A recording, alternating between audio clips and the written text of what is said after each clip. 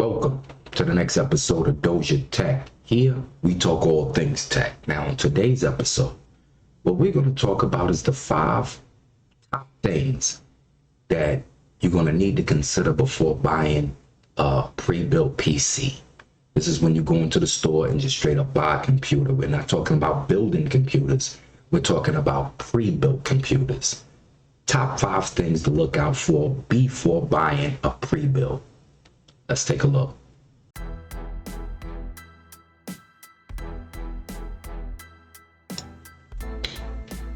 In today's world, in today's climate, it is increasingly important that we have a computer. It makes our life easier. We get to do business. We get to work. We get to go to school, take classes, online college classes. Some kids are even doing classes in high school, elementary, junior high school. It is extremely important that you have a computer. So when you want to purchase one, you're going to go to Micro Center, you're going to go to PC Richards, you're going to go to Best Buy, and they're going to have all these nice computers sitting out, lined up for you to buy. Take home, put it in a box, take it home. But there's some things we're going to really need to look out for before we get into that. Because it is so important that we have computers, and our money is equally important. So we don't want to waste money. We don't want to break the bank on something that we don't have to. So these are the top 5 things we need to look out for before purchasing a pre-built. Now, one of the first things you need to know is that Best Buy, PC Richards, and all the electronic realtors, they're trying to sell you something. Now, this is the problem, because advertising can get just a little bit deceitful. And there's little things you want to make sure that you check out before buying it. Like, what do I need it for? This is the first thing we need to be honest about, is when we bring home a desktop computer, what are we going to be using it for? Are we going to be playing games on it? Are we going to be working on it? Our children, are they going to be using it for school? So that's the first thing you're going to want to get out of the way, but it's not on the top 5 list. But that's the first thing you want to get out of the way, is to figure out what it is that we actually are going to be using it for. And once you get that settled, then the rest is a piece of cake. Number 1, hard drives. When you are looking at the advertisements, whether it's in a magazine, whether you go online to iBuyPower or any of these online realtors, they're going to advertise the specs of the computer. First thing you want to look for is the hard drive capacity. That goes into, what do we need this PC for? Am I going to be storing large files on this computer? Am I going to just be using it to watch YouTube? Do I just need to go to a website, do what I need to do, and jump off? All of these things you need to consider when looking at the specs for your computer. So, case in point, you may have an advertisement for a computer that has, let's say, 500 gigs, a terabyte. Now, a terabyte can be a little bit, or it can be a lot. It can be advertised as 1 terabyte, 2, 3, 4 terabytes stored on that computer. What we're going to want to consider is, what will I be putting on that hard drive? Am I going to just be putting pictures on it? Am I going to be storing large files on it, especially video files? Am I going to be putting games on it? These are the things you want to get straight before looking at these PCs, and especially hard drive capacity. You don't want to buy the computer and then turn around and have to add more memory. You want to be able to get it and be able to use it for a couple of months to a year before you even start looking into large capacity memory of whatever sort. Like I said before, it could be a little bit, a terabyte, 4 terabytes. That can be a little bit to some people. That can be a lot to some people. If you're just going to be using it to store tax documents, whatever type of documents you have at home, whatever type of video files, whatever type of, let's say, pictures. Pictures don't take up a lot of space, so that means we don't need a computer with a large capacity hard drive. If you're going to be getting into video editing, games a PC game can take up to 100 gigs. So we're going to want to be careful about hard drive capacity. Another thing we want to consider when we're looking at the specs for hard drives is we're going to want to know what type of hard drive this is. Is this a mechanical hard drive? Is this a SSD? Is this a M.2? And each form has its importance. A hard drive, usually mechanical hard drives, are very large capacities. They can carry very large capacities. I'm talking about 10 terabytes, 14 terabytes. And that's kind of common with mechanical hard drives.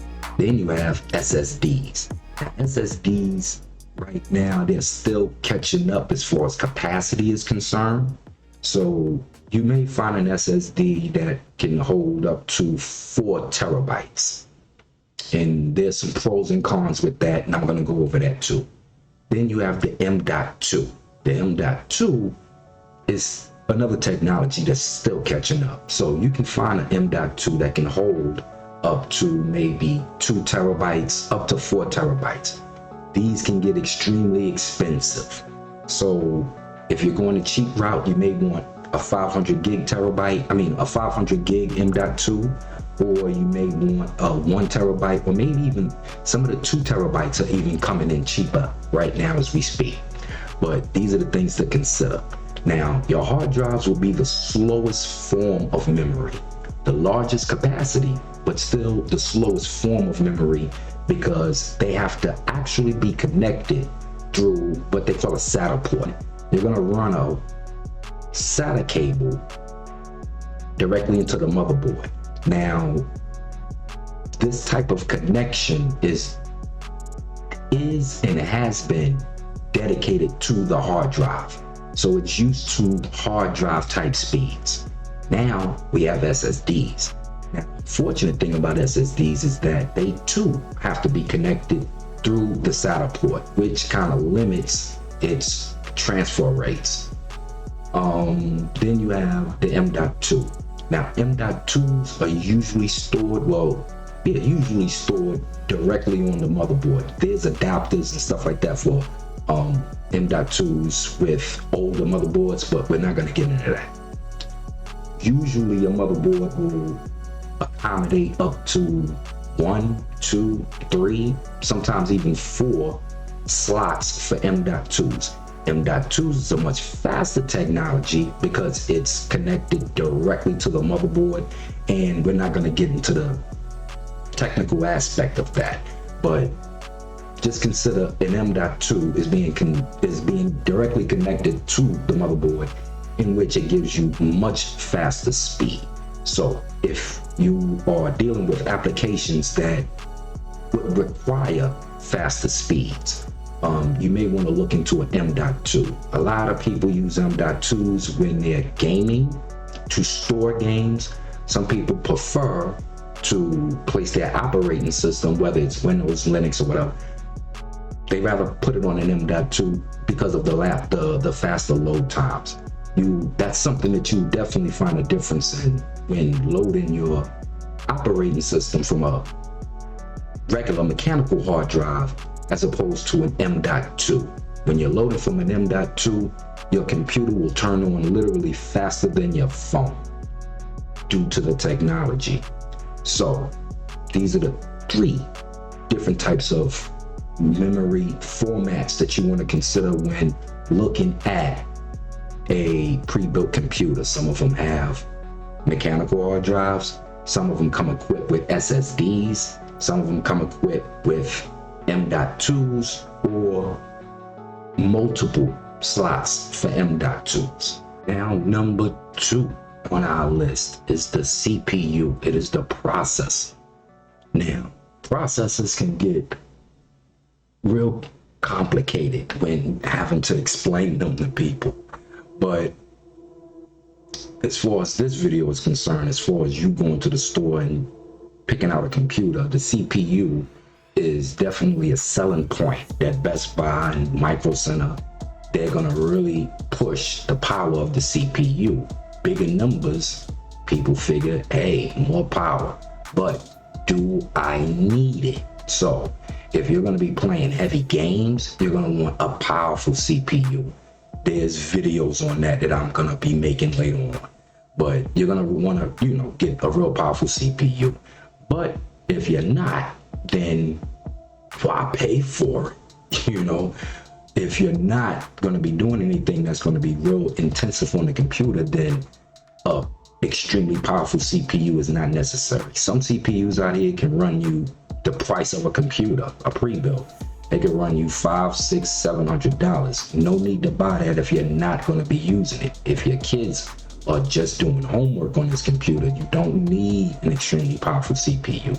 Unless you're gaming, unless you're video editing, or doing something extremely heavy on the computer, do you need that? If you're just gonna be, let's say, you're working remotely from home, you don't need a powerful CPU if you're not gonna be doing anything extremely labor intensive. If the kids are just gonna be using the desktops to do homework, then you don't need it. So you really wanna pay attention to that, and don't allow them to sell you this big giant powerful CPU, because they're gonna charge you for it and you don't really need it. Now, another little thing you may want to know about the CPU and selling points is cores. You're gonna hear this name, cores. What is a core? Imagine the CPU is your brain, and every human brain has one brain, one core, but imagine your brain having multiple brains. Inside your brain is multiple brains, and each one of those brains are capable of doing a totally different task than the other brain. So let's say if you have 4 cores, you literally have 4 brains inside your brain, and they can all act independently. That's the importance of cores. So the higher core count, because you can have some PCs, this one has 8 cores. This is a 5600X. Some PCs, I think the Threadripper runs into the 30s, 30 cores or whatever, but that's totally not necessary. But anything 4, 6, 8 for regular tasks. So if you see the CPU and it's being advertised as having 4 cores, 6 cores, 8 cores, beautiful. It can basically handle anything you're throwing at it, unless you're doing something special. If you're just dealing with documents, if you're just jumping on the computer to watch YouTube, then all of those cores are really not necessary, so you don't have to worry with them. But the processor is an essential part of your computer's performance, and it can affect your computer's performance. So when you're looking at these pre-builts and it's going to say either Intel or AMD, pick your side and make sure it has the right amount of cores or megahertz, because it's really measured in megahertz. Make sure it has what you need. And I would also suggest that you research all of the parts in whatever pre-built that you're considering. Make sure you research these parts, because there's people, you can Google it, you can jump on YouTube, and it doesn't matter the part. There's people just like me that will explain to you in-depthly about whatever part. For me right now, I'm just trying to keep this simple. But if you do, mention it down below. If there's something you want me to get deeper into, any component in the computer, then hit me up down below and I'll do a video for you. Don't even worry about it, I got you. And be able to break it down into simple terms that you'll be able to understand and digest. So when it comes to your CPU and these advertisements, make sure you do your research. Google that name of that processor and its megahertz and see if it's what you need, depending on what you're doing with your computer. Just make sure it's what you need and it's not in excess of what you need, because we don't want to waste any money. Money is tight, money is hard to come by nowadays, and we don't want to waste it. But I'm not going to spend too much time on CPUs because that can get extremely complex. And like I said, if you want me to do a video on that or get more in depth into processes, I can do that. Fine, doesn't matter. Hit me up down below and let me know what you need. But I will leave you with this tidbit fact that the CPU's main function is to take input from peripherals. What a CPU does is really translates ones and zeros from different peripherals. Every peripheral, your mouse, your keyboard, even the monitor, everything has its own language. What your CPU does is translate that language and then executes whatever that particular peripheral needs. If it's a mouse moving from left to right, then those ones and zeros is going to be shot straight through that CPU and you see the outcome. This happens in seconds. You have no idea. It happens immediately. But that's the main job of the CPU. The next thing we're going to get into is number 3, and that's RAM. This is also something that's heavily advertised when you're looking at advertisements for computers. 8 gigs of RAM, 16 gigs of RAM, 32 gigs of RAM, 64 gigs of RAM, which is in the higher end range. But right now for a regular pre-built, we're looking at either 8 or 16. Usually they're advertised as having 8 gigs of RAM or 16 gigs of RAM. But that's something that you can update at any point in time. Any of these components you can update later on after buying your pre-built. But we're dealing with RAM right now. RAM is extremely important for your system's performance. Without RAM, you wouldn't be seeing anything on your screen. It is literally the dump for all the information that your CPU's processing, everything that's going through your motherboard. It's the dump for everything.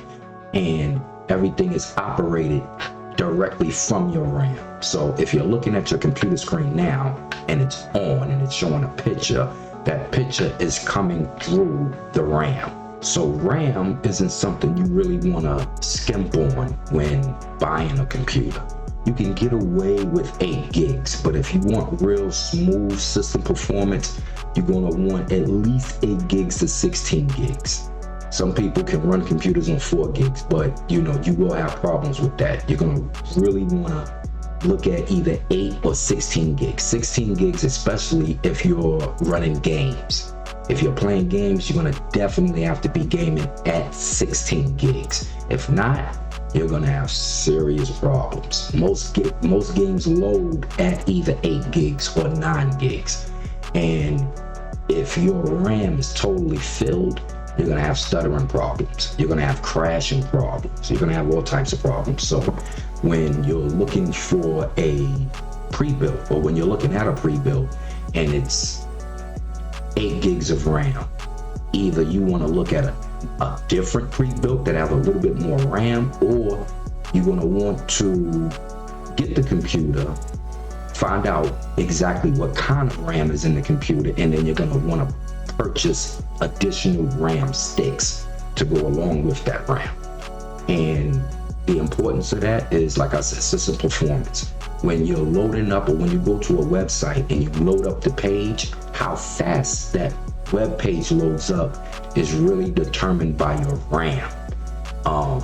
If you have different applications, or if you run different applications at the same time, because sometimes applications can go hand in hand.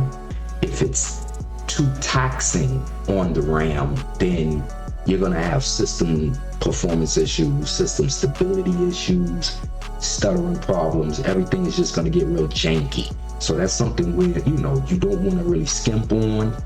It's something you want to pay attention to when you're looking at the advertisements for different pre-builts, is how much RAM is in that computer. Now, one more little tidbit of information. When you either purchase a pre-built that already has RAM installed, or if you want to upgrade your RAM and add another RAM stick, one thing you want to do is go online, and I can do a video on it if anyone needs it. You can request it, as to how to be able to utilize all of the speed of your RAM.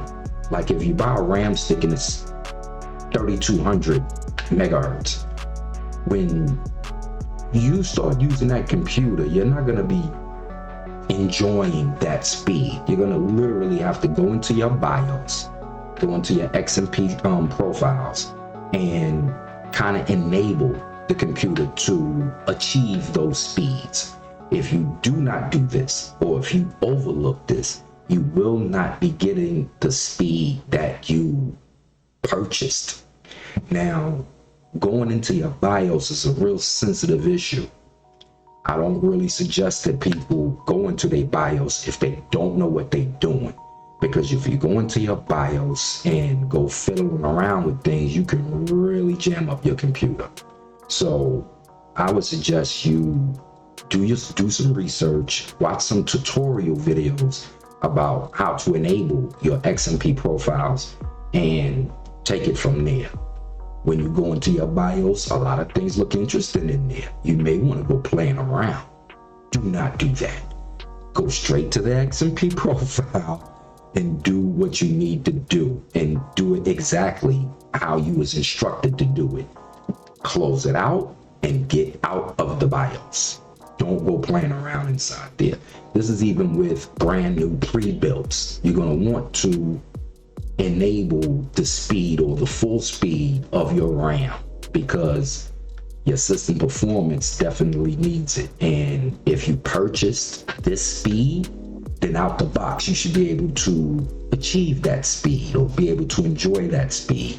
But with the way RAM is set up, you're gonna have to go inside your BIOS and do some fiddling around. Do your research before you do this. When you're opening large files, or when you're opening large applications, your RAM is what's going to be handling this. So you really want to stay on top of your RAM. This is what you want to look at and research when considering buying a pre-built. Take it from me, this information can save you some money. Now, number 4 on our list is price. Price is extremely important when you're looking at a pre-built. You can have this $500 pre-built, $600, $700, $800, $900 pre-builts, $5,000 pre-builts. So you're going to want to stay within your range. Obviously, if you don't have the money to buy the most expensive one that you want, then you're going to have to settle for something a little bit more cheaper. As long as the PC comes in a case, believe me when I tell you, if you start off cheap, down the road you can upgrade. Any component inside the PC can be upgraded, whether it's the graphics card or lack thereof, if it's the CPU, the case itself, the motherboard. If you're not satisfied at any point in time with any of these components, somewhere down the road you can upgrade, purchase something better, more powerful motherboard, a more powerful CPU, a more powerful graphics card. Anything can be upgraded. So patience is, something that's important with that. So always take the price into consideration and buy the most affordable one, the one that's for your pocket. Because as time goes on, like right now, graphics cards are becoming very cheap.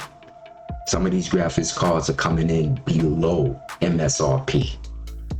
Whereas before you would have been paying thousands, now you're looking at hundreds. So patience in the computer game is a virtue, because somewhere down the road you can do a serious upgrade to your PC and not have to break the bank when you're doing it. So price is always an issue. Price is always an issue, and don't be afraid to look for something cheaper. Remember, down the road, you can always upgrade it at some point in time. Last but not least, number 5 on our countdown of things to consider when buying a prebuilt is what kind, what name brand, what's out there, what do I look for? Now take it from me. I wouldn't get too wrapped up into the name because let's say, for example, you go off and you buy I buy power computer.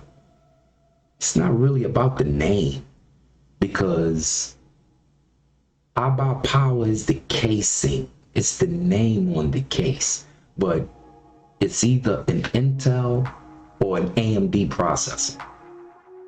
It's either NVIDIA or AMD graphics cards. It's either this motherboard manufacturer or that motherboard manufacturer. And these are how pre-builts are built. So instead of looking at the name of the PC or the brand of the PC, which can be important, but it's not that important, I really don't consider that because of the parts that's in the computer. It's an eclectic situation of parts, and it's not all the parts are not being made or manufactured by the name that's on the computer. So it really doesn't matter. You should really be more concerned with the specs of the computer, what's going in the computer, each component, motherboard, CPU, graphics card, or if the CPU has integrated graphics, the case, all of those things. This is a Corsair's case, but Corsair's doesn't make everything that's in this build. So you understand what I'm saying? It's like you have to pay more attention to the individual components within the computer as opposed to the manufacturer or the name that's on the computer, because all of them are getting a bunch of different components from a bunch of different manufacturers. Some manufacturers are real good at making processors. Some of them are better at making cases. Corsairs make cases. They don't make motherboards. So this is something else you should consider when looking at the advertising of a computer. They'll throw a big name at you, but when you look inside the computer, the motherboard is garbage. The processor may not be up to par. It's going to be either Intel or AMD. It's going to be one or the other, but sometimes it just doesn't add up. Some computers are advertised as a gaming computer, but when you look inside the graphics card, it's 710, things like that, tricks that they use. So you're going to really want to pay attention to the individual components, the specs, and research all of those things. I put this video together because I wanted to give people a little heads up before they go out and purchase a pre-built. I would prefer personally if everyone built their own computer, because when you build your own computer, you can really get into what it is that you need personally. Am I a light gamer? Do I just play games every now and then? That means I don't need the most expensive graphics card. Am I interested in video editing? Am I interested in coding? You can buy the particular parts that you need to suit and accommodate what it is that you need, as opposed to buying a pre-built. But don't get discouraged. Even if you buy a pre-built, like I said before, any component can be changed, can be upgraded. You may not like the heat sink. You may want to go with water cooling. You may want to go with custom water cooling. All of these things are readily available at Micro Center. Amazon sells a lot of PC parts. So anything that you do with the computer can definitely be upgraded. A lot of people, when they're standing in Best Buy or Micro Center, they get confused. They really don't know what the specs mean. So I hope this video helps them out a little bit, helps you out a little bit with the things to think about, what to consider before purchasing a pre-built, because a computer is an investment and you don't want to waste your time. You don't want to waste your money. Your kids need something to put, to play games on. Your kids may need something to check out YouTube, go on Instagram or Facebook. So you don't want to buy a $2,000 and $3,000 computer just to do that. You may be, like I said before, just working from home. You don't need a $2,000 computer to do that. These are things to consider. And the last thing I'm going to leave you with is aesthetics. Who are you? Shouldn't your computer represent you? Do you want a plain black and gray or a plain silver? I've seen some Hewitt Packards that's all silver. I've seen gray computers. I've seen black computers. And we've seen these all through the years, but now we have a choice in the matter. Are you loud and obnoxious? Do you need your computer to convey that message to whoever walks in your room and sees that computer? This is something you want to keep in mind when considering a pre-built. What does this pre-built look like? Does it fit in my living room? Does it go with the color scheme? Would it look nice sitting on my table? Because I do not suggest you put it on your floor. A lot of people put their computers on their floor, and that is nasty and it's dangerous. So, there's vents even on the bottom of your computer, and if it's being hampered by the floor being there, then you can get some serious overheating issues when it comes to your PSU and your PC all around. And you don't want to keep it too close to the wall. Keep in mind there's vents or a fan that's venting out hot air through the back of your PC. So you don't want to position the back of your PC directly up against the wall. You're going to want at least about 4 inches, and never put it on the floor. And especially if your floor has a carpet, you're looking at a lot of dust type situations, which can accumulate and become a problem later on in time. You can also be looking at overheating issues with your CPU, because a lot of CPUs or not CPUs, PSUs are situated on the bottom where there's a fan intake sucking air literally through the bottom. Now, it'll be kind of hampered doing that if there's a rug on the floor. So you may not want to do that. Position your computer correctly, but also make sure it says you. Make sure the computer says you. If you want lights, then hook it up. Go crazy with it, because I'm a beast with it. I really don't care. But I also come from years and years and years of dealing with PCs. And and maybe I'm dating myself, but if you remember the Apple II and how boring that computer looked, this is why this one looks like that. Because we have the option of having our PC says, this is me. And this is me. What's you? So when you're going out looking for your next PC, or whether you're upgrading your PC or getting your first PC, happy hunting, people. And I want you to make sure you pay attention to this list. And I hope I didn't go too long on this particular video, because this stuff can get kind of complex. But pay attention to all 5 of those tips that I just gave you before you go out looking for a PC. Do your research. Make sure the PC is within your budget. Don't try to kill yourself, because like I said, later on you can upgrade. And it's all about fun. PCs are fun.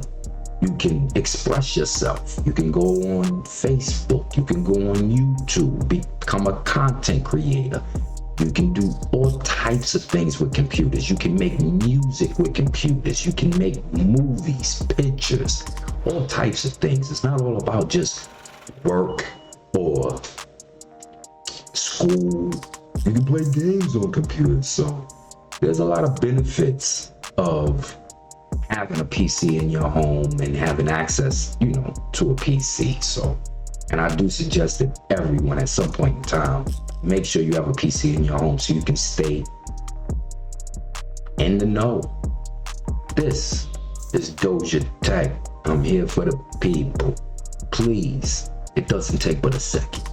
Like, comment, because I love comments, and subscribe. When you subscribe, it really helps me bring you this information, and that's what I'm here for, to bring you this information. Doja Tech, people. Next time.